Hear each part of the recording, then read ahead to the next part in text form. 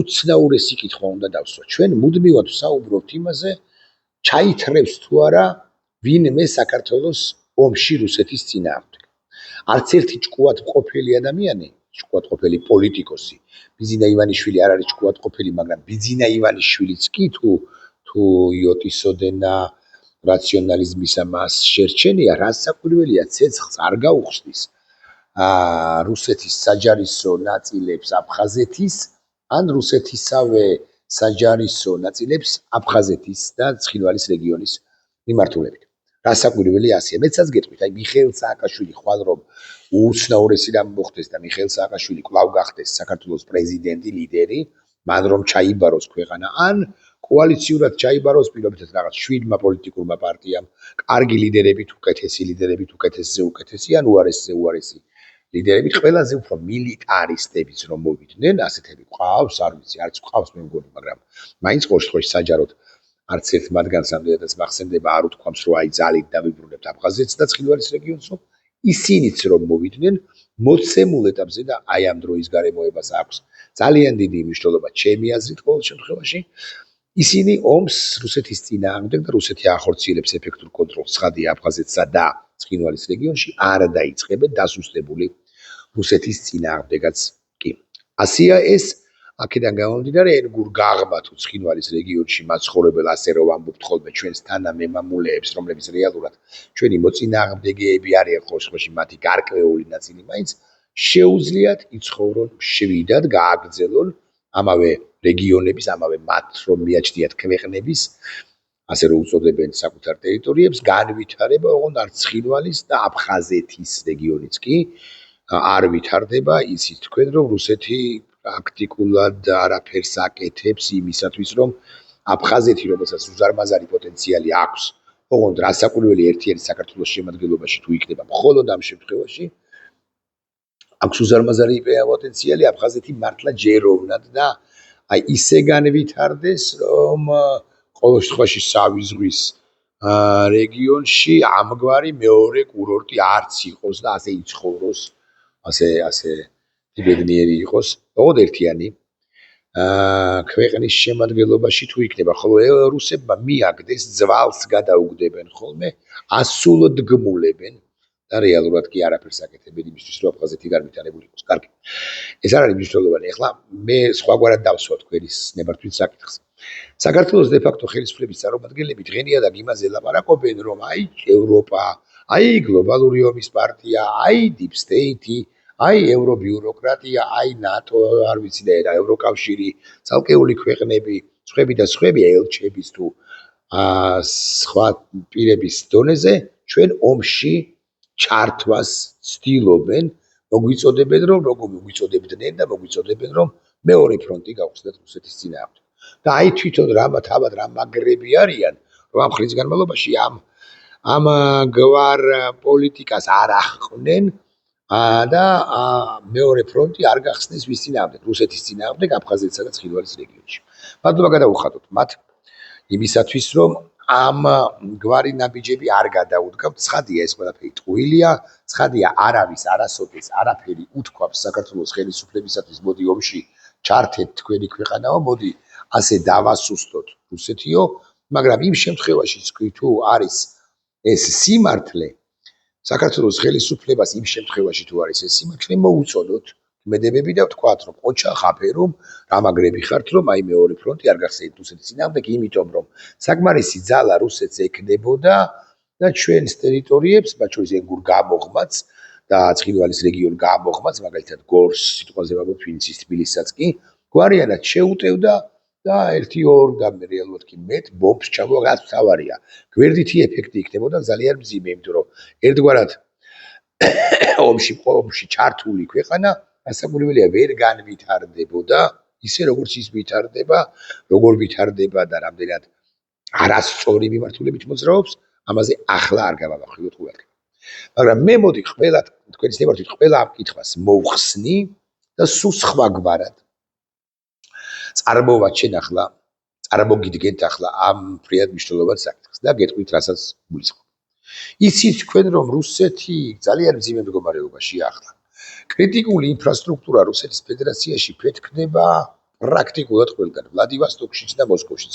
აი დღეს გავრცელდა კადრები, როგორ იწვის მოსკოვი, ასე უნდა დავარქვათ, და რუსეთისათვის, მოსკოვისათვის უშუალოდ ძალიან მნიშვნელოვანი ნავთობგადამამუშავებელი ქარხნები. დრონებით შეუტიეს 500-600 კილომეტრის მიღმიდან შეფრინდნენ დრონები უკრაინული და 1-2, არ ვიცი, რამდენადაც მახსოვს 27 თუ 25 ეს დრონი ჩამოვარდა და აბუთქა, კი არა, ბუთქა და ააფეთქა მოსკოვის ნავთობგადამამუშავებელი ქარხანა, რომელიც კი თითქოს შორს არის, გარე უბანშია, მაგრამ აი თლად მოწყვეტილი მოსკოვისაგან არის დასახლებული სივრცეების, დასახლებული რაიონების გარშემოა და კარგია, რომ უკრაინელები მიზანმიმართულად სწორედაც რომ ამ ეკონომიკურ ობიექტებს, ეკონომიკის ბიზნეს ობიექტებს, მათ შორის სახელმწიფო ობიექტებს უტევენ და არ ხდება თუნდაც შემთხვევით ეს მათი დრონები საცხოვრებელ კორპუსს თუ საბავშვო ბაღს თუ ეკლესიას თუ სამოქალაქო ინფრასტრუქტურას ზოგადად.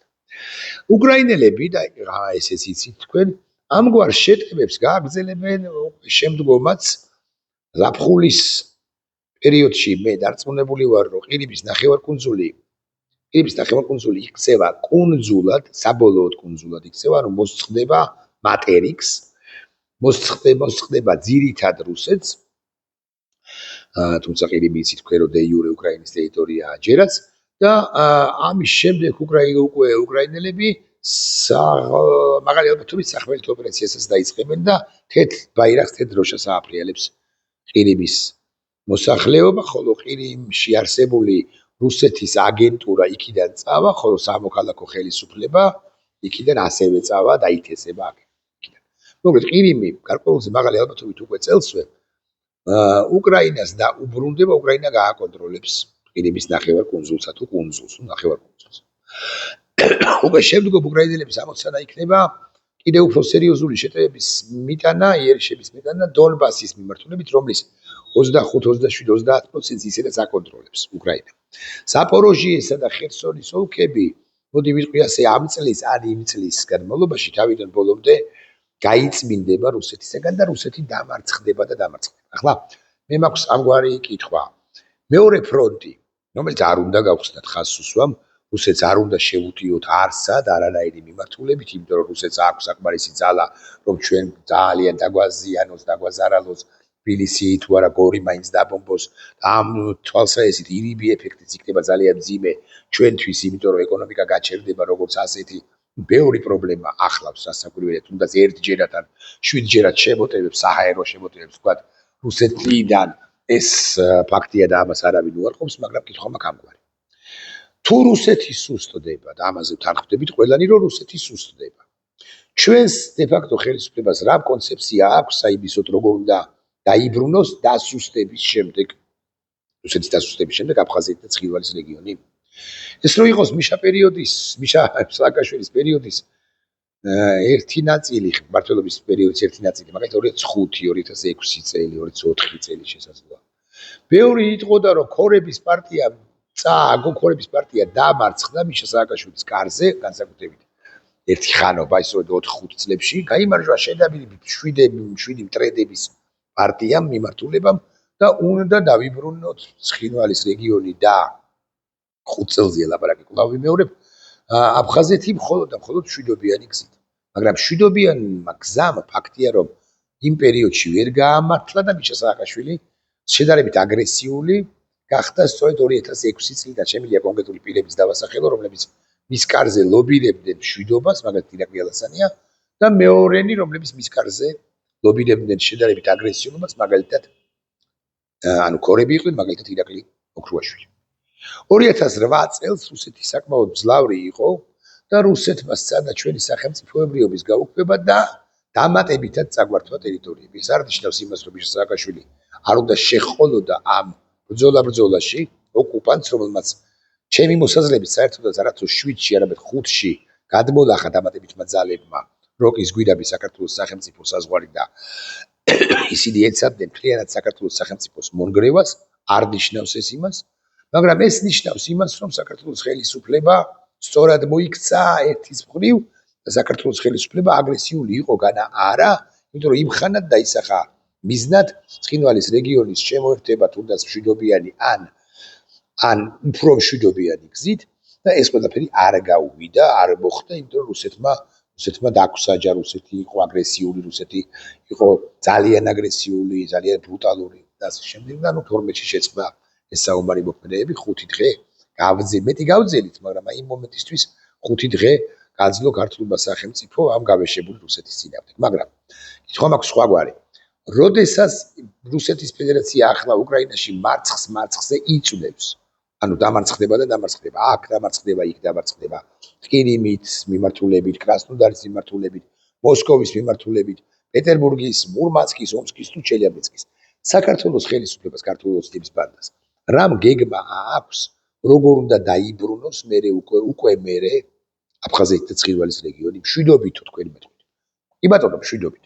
მაგრამ იმისთვის რომ მშვიდობა დაიწყოს, სამშვიდობო მოლაპარაკებები დაიწყოს, მშვიდობის პროცესი დაიწყოს, განსაზღვრული უნდა იყოს მეორე მხარე. ესენი აპირებენ, რომ დაელაპარაკონ ცხინვალის დე-ფაქტო ხელისუფლებას, მით უფრო თანასწორუფლებიან პარტიურად მიიჩნიონ ის და რომელიღაც ეტაპზე მასთან გააფორმონ სამშვიდობო შეთანხმება, მაგალითად თავდაუსხმელობის თაობაზე. აპირებენ საერთოდ როგორ აპირებენ რეინტეგრაციას ამ რეგიონებისა, რამე პროგრამა არსებობს, რამე ბიუჯეტი არსებობს, რამე პროექტი არსებობს, რეპარაციებზე ლაპარაკობენ თუ არა, ვის უნდა მოსთხოვონ თანხა, კომპენსაციები უნდა გადაახტევინონ თუ არა რუსებს. არც ერთი ეს ყველაფერი. მათ შორის არის ტოლულთა საკითხის გადაწყვეტა, ტოლულთა საკითხის ნაწილის საკითხის გადაწყვეტა ამათ გეგმებში არ შედის. ამ 12-14 წლის განმავლობაში მათ თითითიც კი არ დაუყარებიათ და კონცეფციის, აი 20 გვერდიანი, 25 გვერდიანი კონცეფციის დონეზეც კი არაფერი უთქვამთ იმასთან დაკავშირებით, ეს რეინტეგრაცია ამ რეგიონებისა როგორ უნდა შედგეს, როგორ უნდა განხორციელდეს, როგორ უნდა მოხდეს. რეალურად საქართველოს ხელისუფლება იმასაც არ ელოდება, რომ რუსეთი დასუსტდება და დასუსტებული რუსეთის შემხედვარე ამით ისარგებლებს და რაღაცა სამშვიდობო პროცესს ან ნახევრად მილიტარისტულ პროცესს დაიწყებს ცხინვალისა და აფხაზეთის მიმართულებით.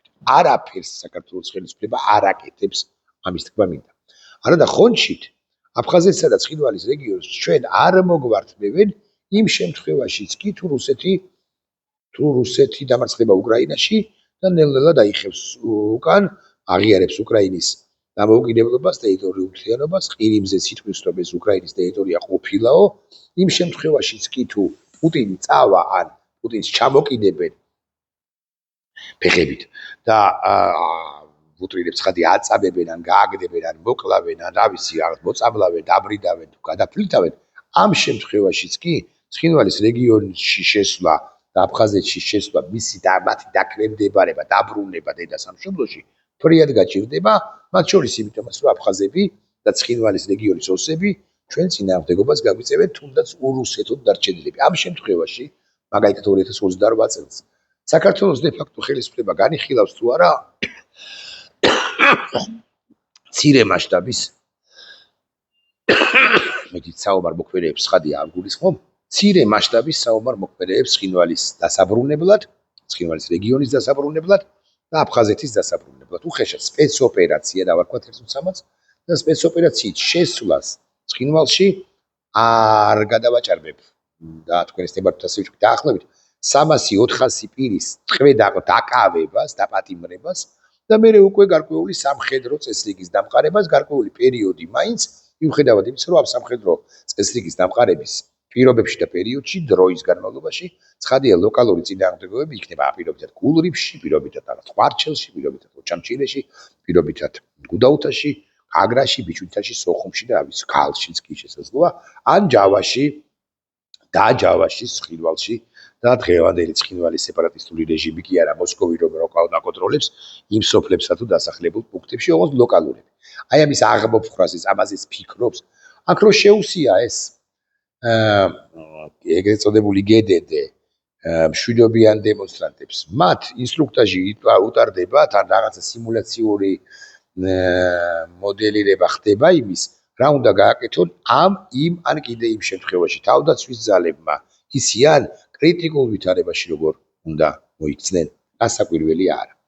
ამით იმის თქმა მინდა რომ ესენი კი ბაქიბუქები არიან და მუდმივად ლაპარაკობენ რომ ევროპასთან არ უნდათ, ევროპა ცუდია, ევროკავშირი ჰგავს საბჭოთა კავშირს რომ ისინი რაღაც სუვერენულ პოლიტიკას ატარებენ, სუვერენული დემოკრატია ვარ ჩვენ და ასე შემდეგ. ეს გავიქნება. მაგრამ ამით იმის თქმა მინდა, რომ ამ ხელისუფლება წოდებულ ჯგუფს საქართველოს ტერიტორიაში ორი რეგიონის დაბრუნების არანაირი კონცეფცია არ გააჩნია. იმ შემთხვევაშიც კი, თუ რუსეთი გვარიერად დასუსტდება და მას უბრალოდ აღარ ეცლება, ის უბრალოდ ვეღარ მოიცლის იმისთვის, რომ დაიცვათ თავისი სამხრეთელი პარტნიორები, სამხრეთ ოსეთის ავტონომიური რესპუბლიკის კი არა ოლქის ვითომ დამოუკიდებელი სამხრეთ ოსეთის სოსეთი და აგრეთვე ვითომ დამოუკიდებელი აფხაზეთი. როცა გვარიერად დასუსტდება რუსეთი, ამ შემთხვევაშიც არ შევდივართ, კითხვებს ვაპნე მხოლოდ და მხოლოდ. ცხინვალის რეგიონსა და აფხაზეთში სპეციალური სამხედრო ოპერაცია არ დავარქოთ, იმიტომ რომ რუსული ანალოგი არ გაიხსენოს. ხო, რაღაც სამხედრო ოპერაციით, რაღაც სპეციალური ოპერაციით არ უნდა ავიღოთ ჩვენ ცხინვალი და სოხუმი გარკვეულწილად ძალისმიერი გზით, რომ იქ ქართული სახელმწიფოს წესრიგი დავამყაროთ. მშვიდობიანი პოლიტიკა არ ჭრის, თუ ვინმეს გონია ეგ რა მაგის პასუხი ამოდი პარები ვიტყვი. ამასაც, რომ აფხაზები ამ შემთხვევაში მობობღდებიან, ეს ვინმე ძალიან მწარედ ცდება. რუსეთი რომს დაეცეს, ასაკვირველია შესუსტდება სეპარატისტი აფხაზების პოზიციები სოხუმში, ან ოსების პოზიციები ცხინვალის რეგიონში, მაგრამ ვერ მოვლენ და არ მოვლენ თავისით აფხაზები და ოსები ჩვენთან ეგრეთ წოდებულ დედა სამშობლოში არ დაბრუნდებიან მათ, კვლავაც ექნებათ, ცხადია, ახლაც ყალბია და მომავალშიც ფუჭი და ყალბი იქნება ილუზია იმის თაობაზე, რომ დამოუკიდებელ სახელმწიფოებად შედგებიან. და აი როგორ ვაგვარებთ ამ კრიმინალებს, საბოლოო ჯამში მაინც კრიმინალების, იმიტომ რომ აფხაზეთის ავტონომიური რესპუბლიკის კი არა უკაცრავად დამოუკიდებელი რესპუბლიკის ხელმძღვანელობა დღევანდელი, ვინც არის პრეზიდენტი რაღაც პარლამენტის თავი, ისინი სრულყოფილი ბანდიტები არიან, ისევე როგორც ბანდიტები არიან ოსები ცხინვალის რეგიონში გამაგრებულები, რომლებიც ქართული სახელმწიფოს შემორღვევაზე იყვნენ ორიენტირებულნი და აგენტურა წარმოადგენდნენ რუსეთის ფედერაციის. არაფერს ეს ხელისუფლება არ ფიქრობს და ბოლო აბზაცი თუ ბოლო წინააღმდეგები კარგად უნდა გვახსოვდეს და კარგად უნდა გავისიგრძეგავთ, რომ რუსეთი მართლა მარცხდება. მას არანაირი საპასუხო ცეცხლის გახსნის შესაძლებლობა არ ექნება ჩვენი მიმართულებით. ეხლაც არა აქვს მე თუ მკითხავთ, მაგრამ მით უფრო არ ექნება პირობითად აქედან და ერთ წელიწადში. როდესაც რუსეთი კასკადურად დამარცხდება ფრონტის ხაზზე უშუალოდ უკრაინაში და საკუთრივ რუსეთშიც იმგვარად მძიმე მდგომარეობა ექნება შექმნილი რუსეთის პოლიტიკურ ელიტას, რომ ის ვერც გამოიხედავს ცხინვალისაკენ და სოხუმისაკენ და შესაბამისად ბედის ანაბარა მიატოვებს, ხონჩით მოგვართმევს ამ თვალსაზრისით, ოღონდ ჩვენ უნდა ვიყოთ ადეკვატური. აი, მე გტავს ამ კითხვას ადრესატი ალბათ მაინც უფრო ლტოლვილი საზოგადოებაა, იძულებით გადაადგილებული პირები არიან და აგრეთვე მთლიანად ქართული საზოგადოებაც. აი ეს მომენტი რომ დადგება, გეიმედებათ რომ ირაკლი ჩიქოვანი, თავისი შალვა პაპუაშვილი, სხვები და სხვები პარლამენტარები, ირაკლი ჩიქოვანი თავდაცვის მინისტრი, შალვა პაპუაშვილი, ირაკლი კობახიძე, სხვები და სხვები ადეკვატურები იქნებიან. უმაღლესი მთავარსარდალი, მთავარსარდლად წოდებული ყაველაშვილი სწორ გადაწყვეტილებებს მიიღებს. და ეს ის მომენტუმი იქნება, კარგად მინდა აღვხსნა, რომლის განიავებაც უბრალოდ არ შეიძლება რამდენადაც რუსეთი არა ისე მძლავრად, მაგრამ რომელიღაც ეტაპზე დაუბრუნდება რეგიონს, მოფერიანდება ერთგვარად, უკრაინისთვის თავი დანებებული ექნება რუსეთის ნებისმიერ სხვა მმართველს, მაგრამ ის იმ მომენტისათვის, თუ აფხაზეთი და ცხინვალის რეგიონი წართმეული არ გვექნება ჩვენ რუსებისათვის, ის ეცდება მათ შენარჩუნებას, ხოლო ამერიკის შეერთებული შტატების დღევანდელი თუ მომავალი ადმინისტრაცია მოგიტყვიელდება და გკითხავს ეს მომენტუმი უბრალოდ რატომ ვერ იგრძელი, რატომ გაანიავე დრო და პასუხი ჩვენც არ გვექნება, არათუ ოლიგარქ ივანიშვილს. ნახვამდის.